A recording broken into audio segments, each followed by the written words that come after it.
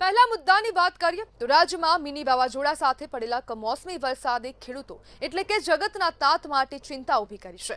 હવામાન વિભાગે આગાહી કર્યા મુજબ વહેલી સવારથી અમદાવાદ સહિત અનેક શહેરોમાં 30 થી 40 કિલોમીટર પ્રતિ કલાકની ઝડપે જોરદાર પવન ફૂંકાયો। પવનના કારણે રસ્તા ઉપર ધૂળના વાદળો ઉડ્યા અને અનેક વિસ્તારોમાં ઝાડની ડાળીઓ તૂટી પડી। કેટલાક વિસ્તારોમાં વીજ પુરવઠો પણ ખોરવાયો, જેના કારણે લોકોને મુશ્કેલીનો સામનો કરવો પડ્યો। બીજી તરફ ઉત્તર ગુજરાત અને બનાસકાંઠા જિલ્લામાં કમોસમી વરસાદ ખાબકતા ખેતીને મોટો ફટકો લાગ્યો છે।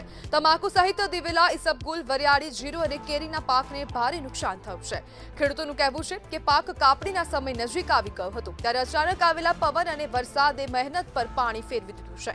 ઘણા વિસ્તારોમાં પાક નમી ગયો છે અને ગુણવત્તા પર પણ અસર પડી છે, જેના કારણે ખેડૂતોને આર્થિક નુકસાનની ચિંતા વધી રહી છે।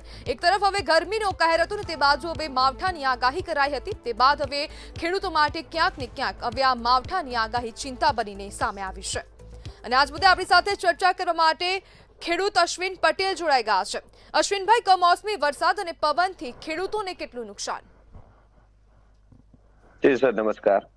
હવે નુકસાનીની જો વાત કરવામાં આવે તો ખરેખર અમારે ખેડૂતોને તો અસંખ્ય મોટા પ્રમાણમાં નુકસાની થઈ રહી।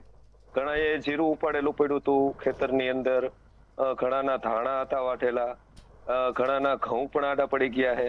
જે વરિયાળી લેવાની હતી એ પણ આડી પડી ગઈ છે। જે કઈ ઈસબગુલ, રાયની વાત કરી તો તેને પણ મોટા પાયે નુકસાન થઈ રહ્યું છે। તો જ્યારે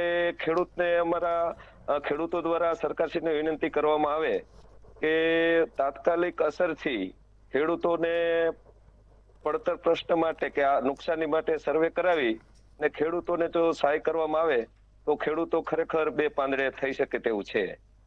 અશ્વિનભાઈ, આપને શું લાગે છે કે સરકાર મદદે આવશે? જો ખરેખર જો આપણે ગુજરાતીમાં કહેવત છે કે ઓર ખાય, મોર ખાય, ચોર ખાય, ઢોર ખાય, વધે તો ખેડૂ ખાય। ને જો ખરેખર ખેડૂતોને વારે સરકાર આવશે તો સારી વાત રહેશે, નકર ખેડૂતો પાસે ટૂંકો ખાવા સિવાય કોઈ બીજી કોઈ ત્રેવડ નહીં હોય। અશ્વિનભાઈ, પાક બચાવવા માટે ખેડૂતો તરફથી કેવા પગલાં લેવાયા છે?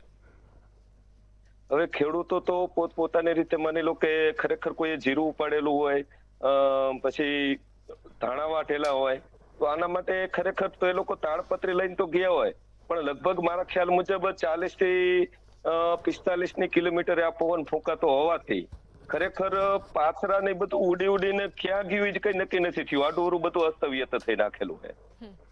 તો આ જે વરસાદ આવ્યો પવનની સાથે, તો તેનાથી ખેડૂતોને મોટું નુકસાન થયું છે, કંઈ બચી શક્યું તેમ નથી?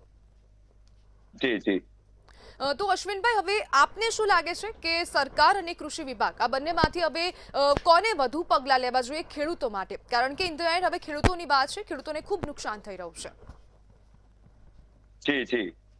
તો ખરેખર આની અંદર ખેડૂતો પણ સજાગ તો છે જ, પણ હવે આ તો કુદરતી એક પ્રકોપ એક જાતનો। તો ખરેખર કુદરતી પ્રકોપથી કે ગઈ સાલ માની લો કે ચોમાસું વધારે હોવાથી ચોમાસાના પાકમાં પણ ફેલ ગયેલા ખેડૂતો, જ્યારે ઈ પડેલા ઈમાં તો એની ઉપર અત્યારે એક કુદરતી કમોસમી વરસાદથી તેના પૈડા ઉપર પાટો મારે જેવી પરિસ્થિતિ થઈ છે। અશ્વિનભાઈ, હાલ તો 3 દિવસની આગાહી કરાઈ છે, પરંતુ એક દિવસ હવે વીતી ગયો છે, એક દિવસમાં ખૂબ મોટું નુકસાન થઈ ગયું છે। જો આગામી હવે બીજા 2 દિવસ ખૂબ વરસાદ પડશે, ખૂબ પવન આવશે, તો ખેડૂતોને કેટલું મોટું નુકસાન થઈ શકે છે?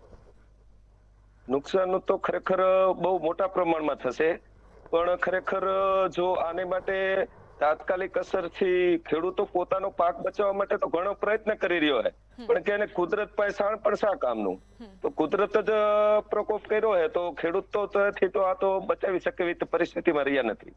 જી જી, બિલકુલ અશ્વિનભાઈ, જોડાવા બદલ આપનો આભાર।